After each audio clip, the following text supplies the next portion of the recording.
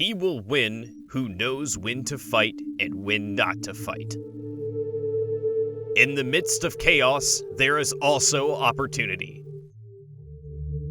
Victorious warriors win first and then go to war, while defeated warriors go to war first and then seek to win.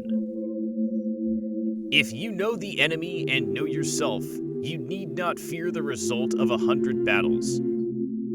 If you know yourself but not the enemy, for every victory gained, you will suffer a defeat. If you know neither the enemy nor yourself, you will succumb in every battle. The greatest victory is that which requires no battle. Quickness is the essence of the war.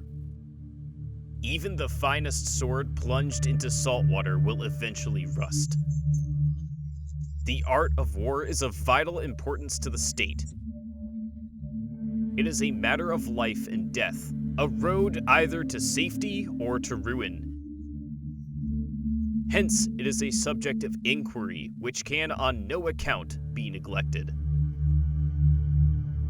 There is no instance of a nation benefiting from prolonged warfare. There are not more than 5 musical notes, yet the combination of those 5 give rise to more melodies than can ever be heard. There are not more than 5 primary colors, yet in combination they produce more hues than can ever be seen.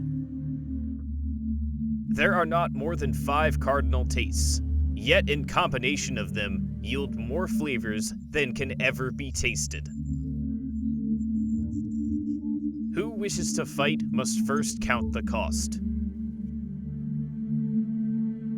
You have to believe in yourself. Build your opponent a golden bridge to retreat across. One may know how to conquer without being able to do it. What the ancients called a clever fighter is one who not only wins, but excels in winning with ease. The wise warrior avoids battle.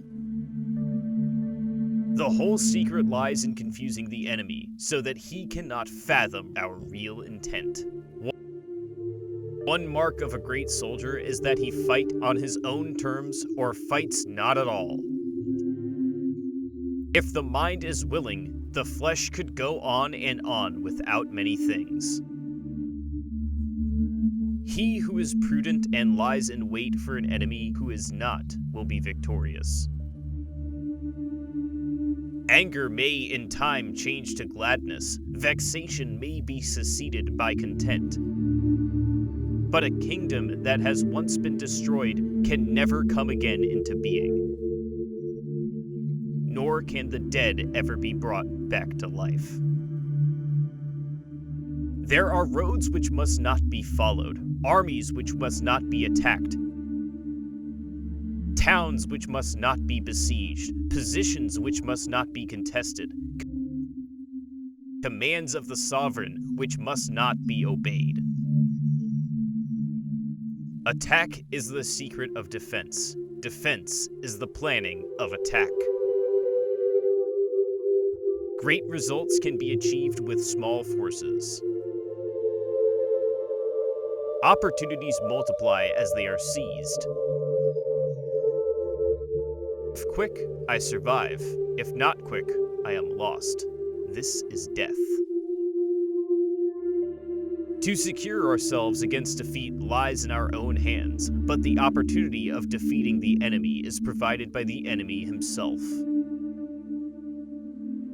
Bravery without forethought causes a man to fight blindly and desperately like a mad bull.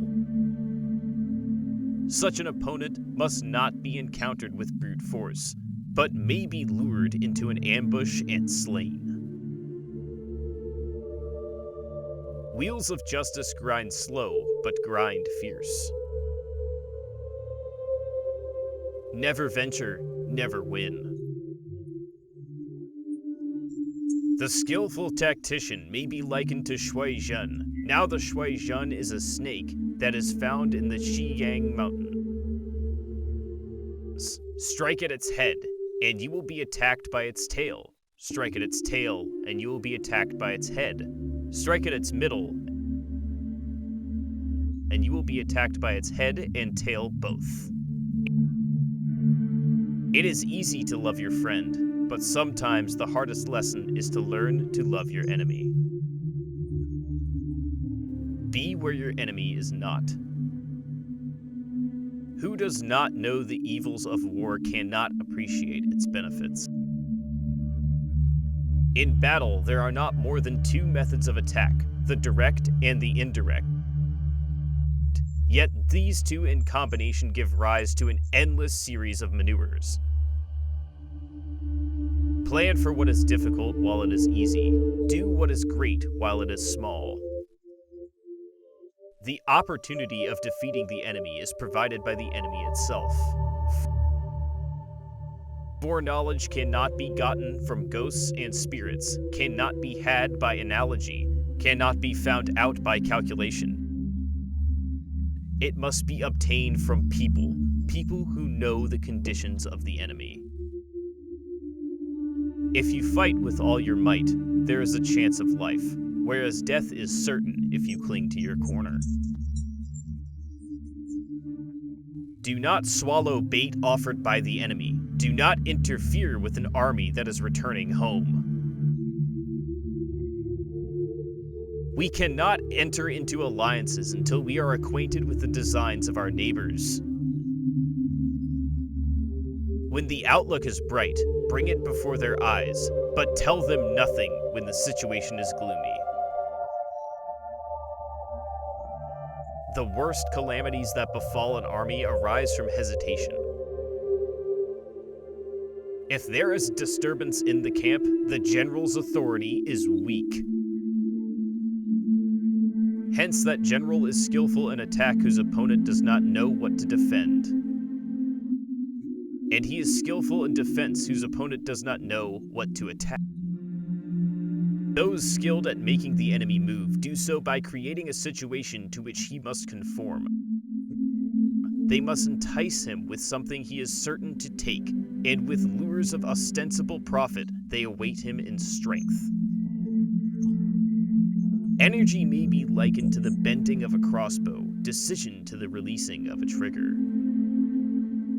When your army has crossed the border, you should burn your boats and bridges, in order to make it clear to everybody that you have no hankering after home. Ponder and deliberate before you make a move.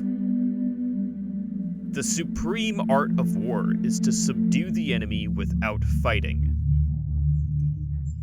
Appear weak when you are strong, and strong when you are weak.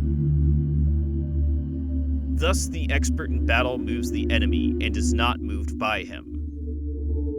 Water shapes its course to the nature of the ground over which it flows. The soldier works out his victories in relation to the foe whom which he is facing.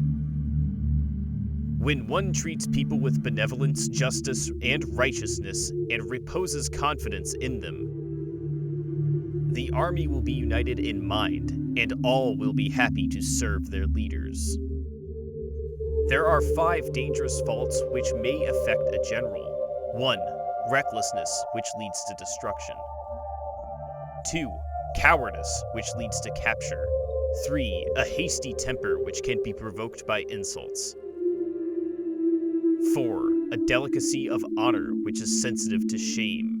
5. Over-solicitude for his men, which exposes him